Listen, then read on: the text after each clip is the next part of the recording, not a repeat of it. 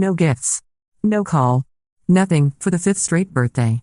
Then I saw my sister's Instagram story, a bow wrap car and thank you, Mom and Dad. So I cut them off. 2 days later, Mom showed up crying on my porch. I'm Taylor, and I'm 28 years old. This story starts with my birthday last year, but really, it goes back 5 years. 5 years of forgotten birthdays, 5 years of being the daughter who apparently doesn't matter, 5 years of watching my younger sister Haley get everything handed to her on a silver platter while I got the emotional scraps. Let me paint you a picture of my family dynamic. My parents, Linda and Robert Mitchell, are both successful real estate agents in our suburban town. They make good money, drive nice cars, and live in a beautiful 4-bedroom house with a perfectly manicured lawn. Haley, my 24-year-old sister, still lives at home in her childhood bedroom that they renovated into what basically amounts to a studio apartment with its own entrance. Me? I moved out at 18 and have been supporting myself ever since. Haley has always been the golden child. She was the cheerleader, the homecoming princess, the one who could do no wrong. She went to college on my parents' dime, changed her major 4 times, took 6 years to graduate with a degree in communications, and then moved back home because she needed time to figure things out. Meanwhile, I worked 2 jobs through community college, paid for every credit hour myself, and graduated with a degree in accounting at 21. The birthday thing started when I turned 23. That year, my parents forgot my birthday completely. Not a card, not a call, nothing. When I called them the next day, hurt and confused, my mom's response was, "Oh honey, I'm so sorry. We've been so busy with Haley's job interviews." Haley had been job hunting for 3 months at that point, and apparently, helping her required all their mental energy. 24 came and went the same way. 25, 26, same story. Each year, I told myself it was just an oversight, that they were busy, that maybe they'd remember next year. I made excuses for them because the alternative was too painful to accept. But this year, my 28th birthday on October 15th, something was different. I had moved into a new apartment the month before, started a new job at a prestigious accounting firm downtown, and I was actually doing really well for myself.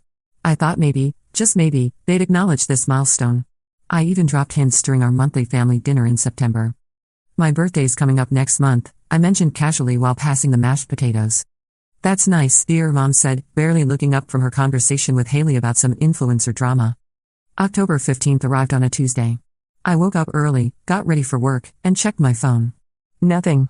No missed calls, no text, no Facebook posts. I told myself they'd call later, maybe after work. They didn't. Wednesday came and went. Thursday too. By Friday, I was devastated but not surprised. This was just who they were now, or maybe who they'd always been. Saturday evening, I was curled up on my couch with takeout Chinese food and a bottle of wine, having my own private pity party, when I made the mistake of opening Instagram. I scrolled past the usual content, friends' dinners, vacation photos, memes, and then I saw it. Haley's story. The first slide was a picture of a brand new white BMW sedan with a giant red bow on top, parked in our parents' driveway. The second slide was Haley jumping up and down next to the car, keys in hand, with a caption surprise. "Thank you, Mom and Dad. Best parents ever," car emoji, heart emoji. I stared at my phone screen, rewatching the story 3 times before it fully sank in. They had bought Haley a car. A brand new BMW. While my birthday had passed unacknowledged for the 5th consecutive year, they had surprised Haley with a car worth probably $40,000 on what appeared to be a random Saturday.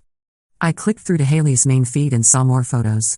The car from different angles, Haley posing with our parents, all of them beaming. The timestamp showed these were posted just hours ago. In the comments, friends and family were congratulating Haley and praising our parents for being so generous. Our Aunt Karen had commented, "Linda and Robert, you guys are such amazing parents. Haley is so lucky." The irony was suffocating. I set my phone down and just sat there, wine forgotten, Chinese food getting cold. 5 years of forgotten birthdays crashed over me like a wave. 5 years of feeling invisible, unimportant, unloved.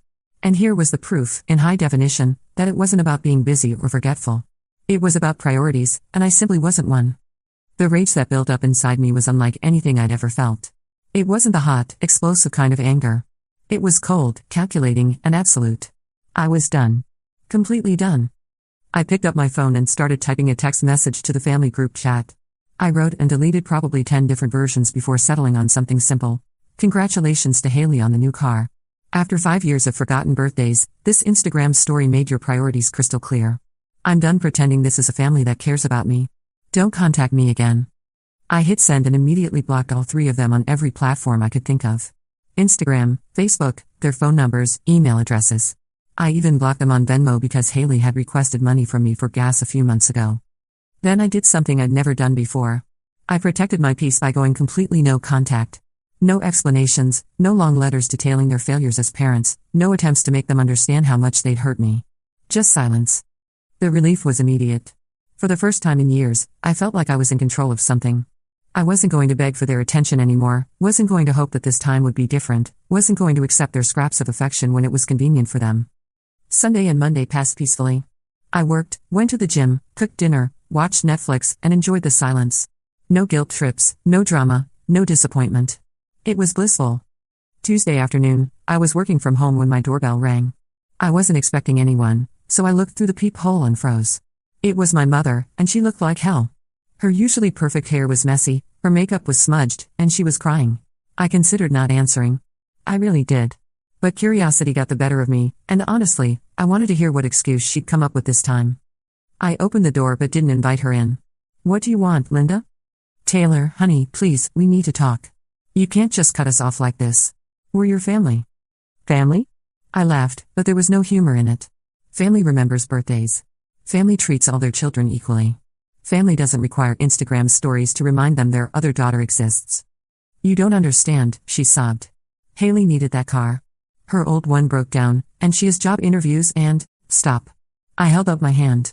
"Just stop. Haley needed a car, so you bought her a luxury BMW worth at least $50,000? You couldn't have bought her a reliable used car for $8,000? You couldn't have co-signed a loan? It had to be a brand new luxury car with a bow? We wanted to surprise her. When's my birthday, Linda?" She stared at me blankly. "What? My birthday. When is it?" The silence stretched between us for what felt like an eternity. She opened her mouth, closed it, looked confused, then panicked. "You don't know," I said flatly. "Your own daughter's birthday, and you don't even know when it is. It was October 15th, by the way. 5 days ago. The 5th one you've completely ignored." "Oh, Taylor, I'm so sorry, I've been so busy with work and Haley."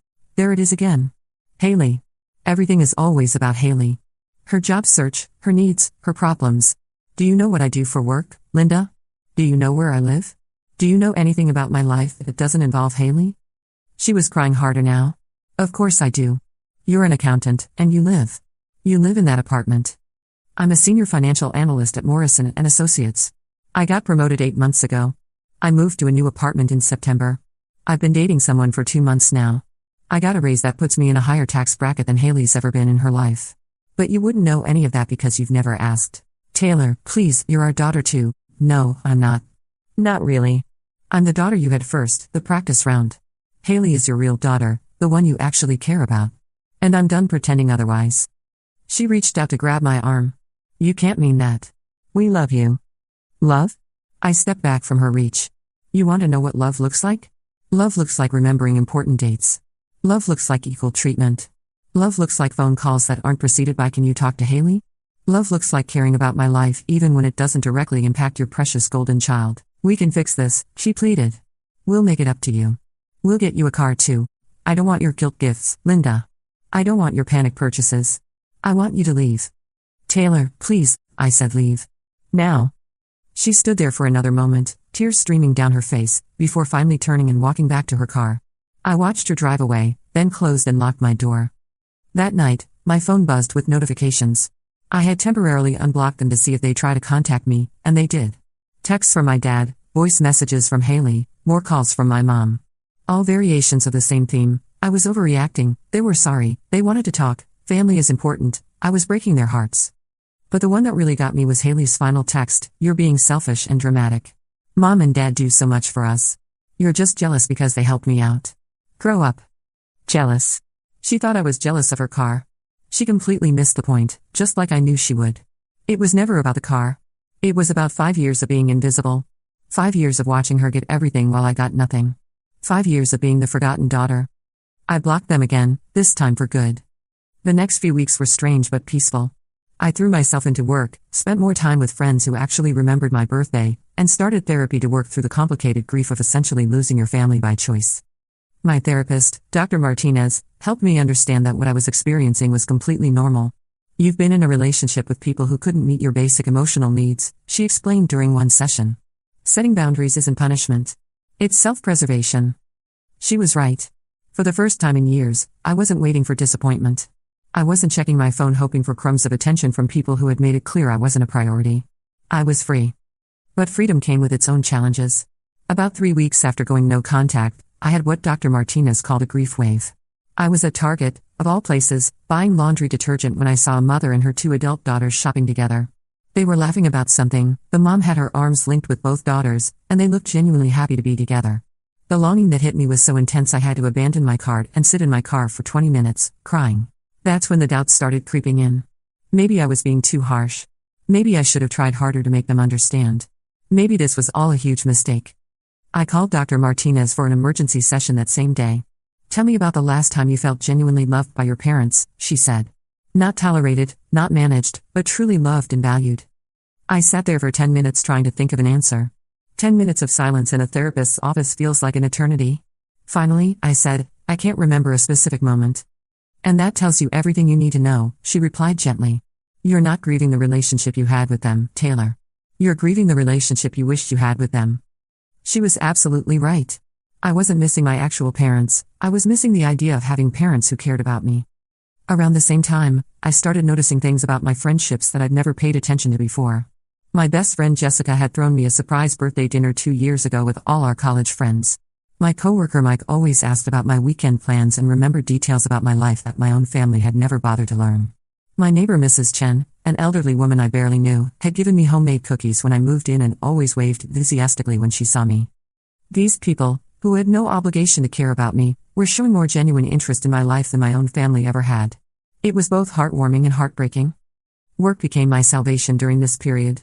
Morrison & Associates was going through a busy season, and I volunteered for extra projects just to keep my mind occupied.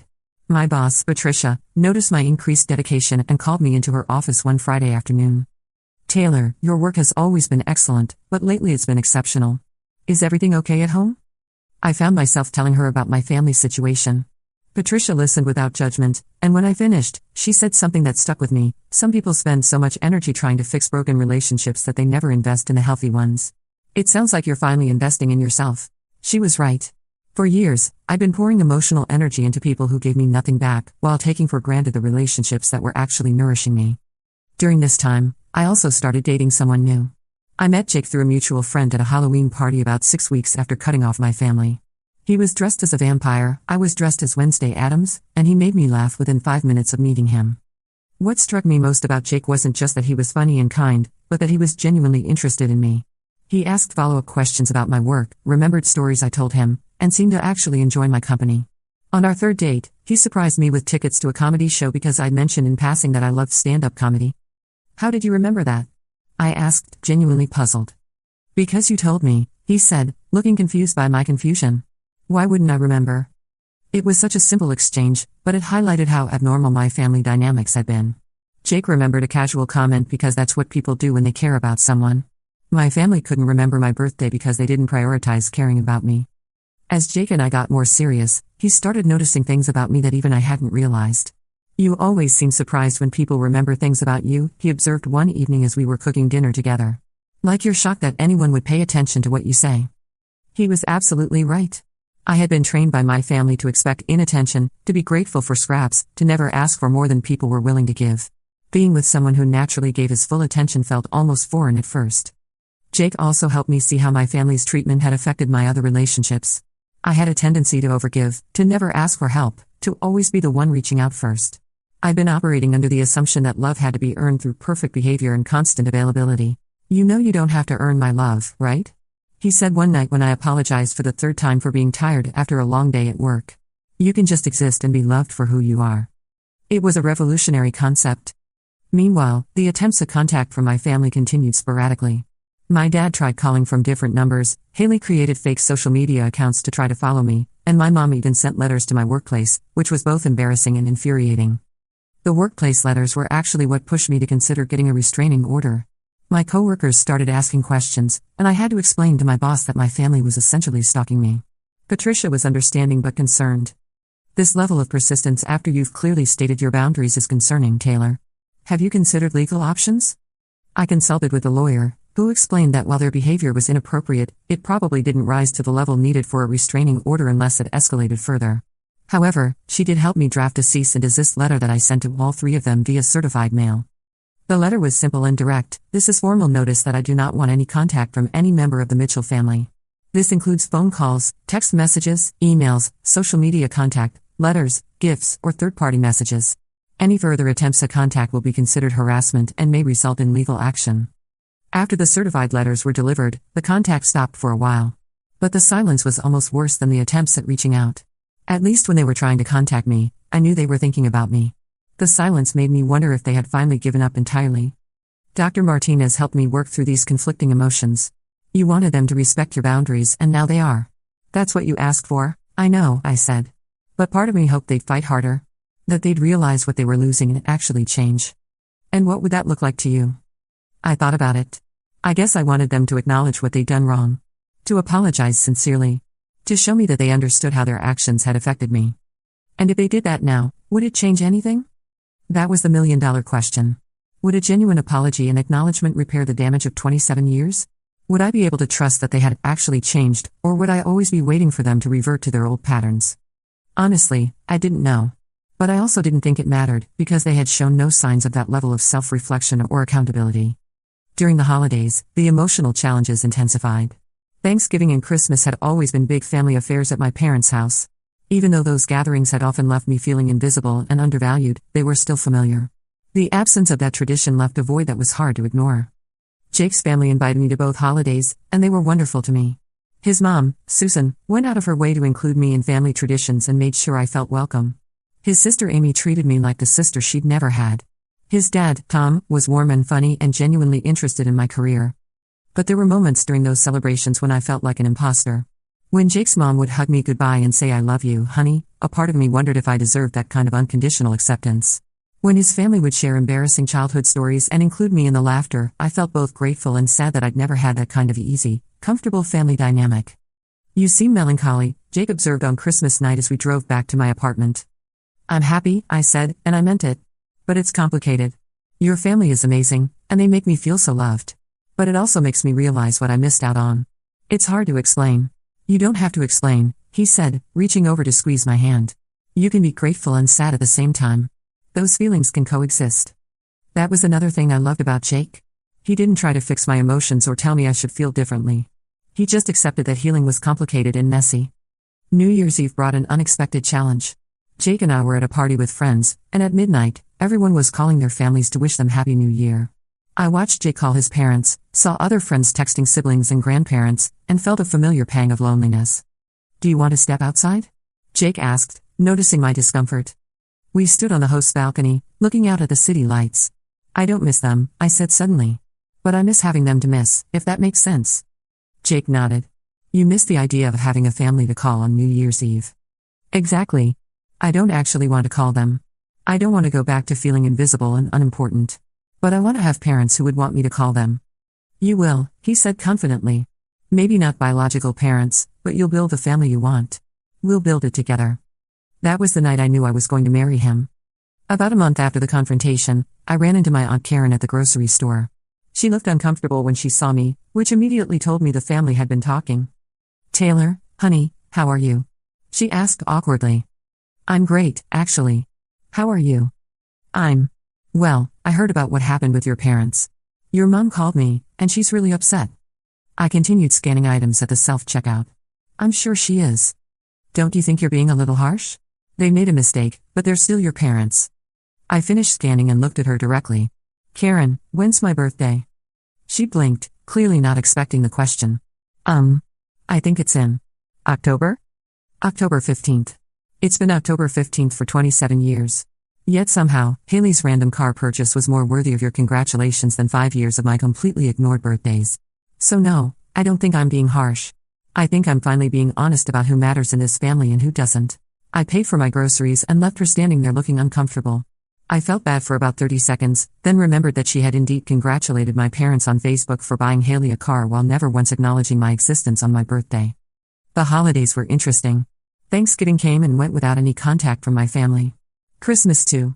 I spent both with my boyfriend Jake's family, who welcomed me with open arms and treated me like I'd been part of their family for years. Jake's mom, Susan, even gave me a thoughtful birthday gift when she found out my family had a history of forgetting. That's terrible, she said when Jake explained the situation. No one should feel invisible on their birthday. It was such a simple statement, but it meant everything to me. Someone got it. Someone understood that it wasn't about gifts or money or even attention. It was about being seen, being valued, being remembered. In January, I got a call from an unknown number. I usually don't answer those, but something made me pick up. Taylor? It's Haley. I almost hung up immediately. How did you get this number? I got a new phone. Taylor, we need to talk. Mom and Dad are. They're not doing well. Mom cries all the time, and Dad barely speaks. You're tearing this family apart. I'm tearing the family apart? I laughed. Haley, I removed myself from a family that had already torn me apart. There's a difference. That's not true.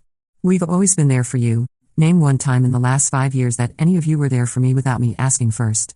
Silence. Name one important event in my life that any of you acknowledged without prompting. More silence. Tell me one thing about my current life that doesn't involve you or affect you directly. Taylor, that's not fair. It's completely fair. You want me to come back and pretend everything is normal, but you can't even answer basic questions about my life. You don't know me, Haley. None of you do. You know the version of me that exists to serve your needs, to be there when you need support or money or someone to listen to your problems. But the real me? The me with dreams and goals and feelings and a birthday? That person has been invisible to this family for years. But we're family. No, we're related. There's a difference. Family shows up. Family remembers. Family treats you like you matter even when it's not convenient.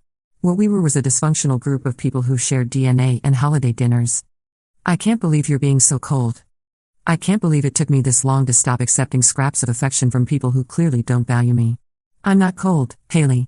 I'm finally warm, because I'm not constantly burning my energy trying to earn love from people who were never going to give it freely. She hung up on me. I blocked the new number.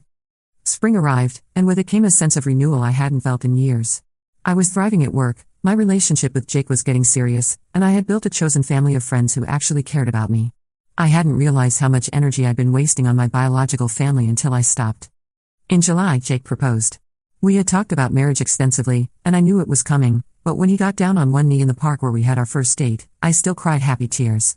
For the first time in my adult life, someone was choosing me first. Someone was making me their priority. We decided on a wedding the following October, just over a year away, with close friends and Jake's family. As we planned, the question of my family came up. Are you sure you don't want to invite them? Jake asked gently. I know you're hurt, but it's your wedding. That's exactly why I don't want to invite them, I replied. This is supposed to be the happiest day of my life, surrounded by people who love and support me. I don't want to spend my wedding day wondering if my own parents will show up or if they'll forget that too. Jake understood. He had seen how much happier and more confident I'd become since cutting contact. He had also witnessed my birthday last year, where his family threw me a surprise party while my own family posted pictures of Haley's weekend trip to Napa on social media. We sent invitations in August. Small, elegant cards to 35 people. Every single person on that list was someone who genuinely cared about me, someone who had been present in my life in meaningful ways. 3 weeks later, I got a call from an unknown number. This time it was my father. Taylor, your mother told me you're engaged. Congratulations. I was so shocked to hear from him that I didn't hang up immediately. How did you find out? Your cousin Melissa saw it on your Facebook before you blocked everyone. Taylor, you can't seriously be planning a wedding without your family. I'm planning a wedding with my family, Dad. My chosen family. People who actually know me and care about me. We care about you. We've made mistakes, but we're still your parents. We deserve to be at your wedding. Deserve? The word came out sharper than I intended. What exactly do you think you deserve? You've forgotten 5 birthdays in a row. You've never asked about my job, my life, my dreams. You bought Haley a $40,000 car on a random Saturday but couldn't be bothered to send me a text on my birthday. What part of that makes you think you deserve anything from me? We raised you, you housed and fed a child because that's legally required. Raising me would have involved caring about who I was becoming, supporting my goals, and treating me like I mattered. Haley got raised. I got managed. That's not true, and you know it. Dad, what's my favorite color? What does that have to do with anything? Just answer the question. What's my favorite color? Silence. What's my middle name? More silence. What degree did I graduate with? Where do I work? What's my boyfriend's name? When did I move to my new apartment? Taylor, this is ridiculous, is it? These are basic facts about your daughter's life, and you don't know any of them. But I bet you know Haley's favorite restaurant, her current Netflix obsession, and exactly how much her car payment would be if she had one. He sighed heavily. We can learn. We can do better. It's too late for that. I needed parents who cared enough to learn these things over the past 27 years. I needed parents who didn't require a dramatic confrontation to realize they'd been neglecting me. I needed parents who loved me enough to remember my birthday without being reminded. We do love you. Maybe. But not enough. Not consistently. Not in ways that actually matter to me. And I'm done accepting love that comes with conditions and exceptions. So that's it? You're never going to speak to us again? I'm going to live my life surrounded by people who choose me every day, not just when it's convenient or when they feel guilty. If you had wanted to be those people, you had 27 years to figure it out. I hung up and blocked yet another number. The wedding was perfect. October 10th, exactly 2 years after I had cut off my family, in a beautiful garden venue. Jake's family treated me like their own daughter, and our friends celebrated us with genuine joy. During his speech, Jake's father said something that stuck with me. When you marry someone, you're not just gaining a spouse, you're gaining a whole new family member. And we couldn't be happier to officially welcome Taylor into ours. I cried, but they were happy tears. For the first time, I felt like I truly belonged somewhere. We honeymooned in Italy for 2 weeks.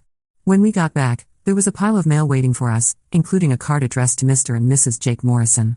I opened it, expecting another congratulations card from one of our friends. It was from my mother. The card had a picture of a sunset and thinking of you on the front. Inside, she had written, "Dear Taylor and Jake, congratulations on your marriage. We saw the photos on Melissa's Facebook, and you looked beautiful. We wanted to be there to celebrate with you. We love you and we're sorry for everything. We hope someday you'll find it in your heart to forgive us. Love, Mom and Dad." I showed it to Jake and he wrapped his arms around me. "How do you feel?" Sad, I admitted. But not in the way you might think. I'm sad for them, because they missed their daughter's wedding due to their own choices. I'm sad for the relationship we could have had if they had been different people. But I'm not sad for me anymore. I'm exactly where I belong. That was 18 months ago. My 29th birthday came and went last month, celebrated beautifully by my husband and chosen family. No forgotten dates, no disappointments, no checking my phone hoping for acknowledgement from people who had proven they wouldn't give it. I still get cards sometimes, usually around holidays or my birthday. They go straight in the trash, unopened.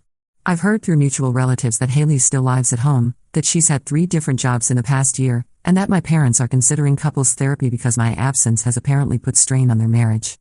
I feel no satisfaction in their struggles, but I also feel no obligation to fix them. They made choices, and those choices had consequences. I made choices too, and I'm living with mine happily. Sometimes people ask me if I regret cutting them off, if I think I overreacted, if I miss having parents. The answer is complicated. Do I miss having parents? Absolutely. But I never really had parents in the way that mattered. What I had were people who shared my DNA and expected unconditional love despite providing conditional care. Do I regret my choice? Not for a single moment. The peace I've found, the self-respect I've developed, the love I've accepted from people who actually see me is worth more than any relationship built on scraps and false hope. I learned that sometimes the most loving thing you can do for yourself is to stop accepting treatment that makes you feel small. Sometimes family isn't about blood or obligation. Sometimes family is about choice and respect and showing up consistently for the people who matter to you. My name is Taylor Morrison now, and I'm 29 years old. My birthday is October 15th, and it's celebrated by people who love me enough to remember it. I'm a senior financial analyst, I live in a beautiful apartment with my husband, and I'm happy. And that's a better ending than any reconciliation could have given me.